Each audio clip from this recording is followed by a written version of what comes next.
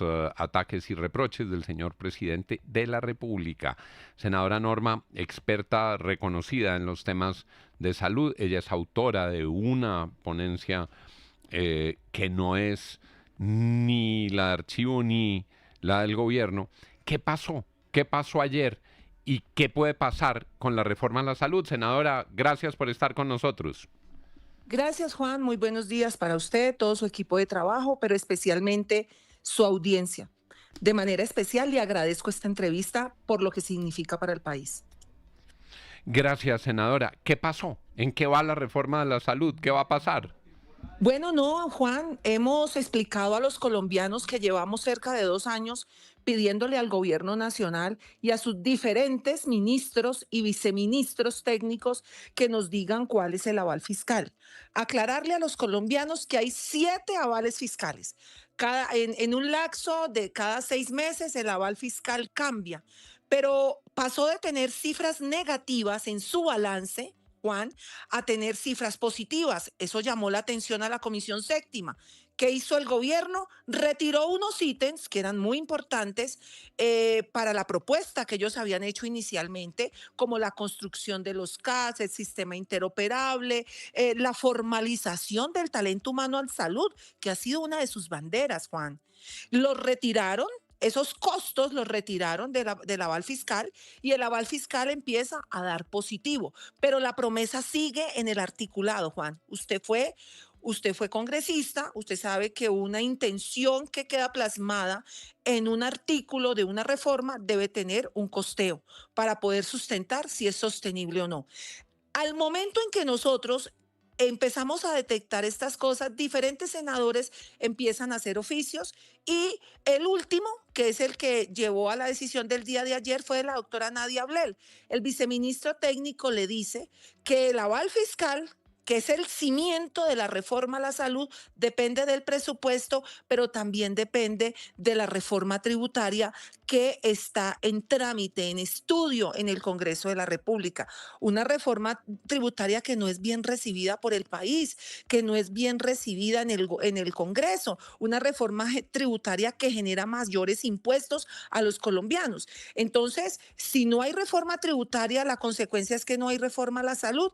Eso una vez más, pues descompone al ministro de Hacienda, perdón, Jaramillo, nuevamente empieza con introperios, con una agresión marcada hacia los congresistas que hacemos preguntas. Y bueno, pues hubo de todo en esa comisión séptima, pero lástima que el gobierno, en lugar de sentarse a aclarar las cifras, lo único que haga es gritar.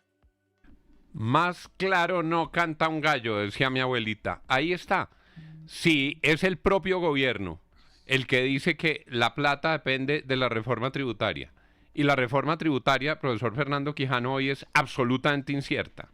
Inviable, Entonces, inviable, políticamente. como la están planteando. Entonces, pues, ¿cómo quieren que los senadores le hagan el camino a un proyecto que el propio gobierno dice que su financiación está amarrada a un proyecto inviable? Ha quedado totalmente claro, senadora Norma, gracias. Bueno, no, Juan, gracias a usted y quisiera algún día que me permita un espacio para aclarar las contradicciones que tuvo el aval negativo, porque ellos ya le contestaron a la ponencia alternativa con un aval negativo, pero ese aval negativo tiene presente artículos que están en la reforma del gobierno.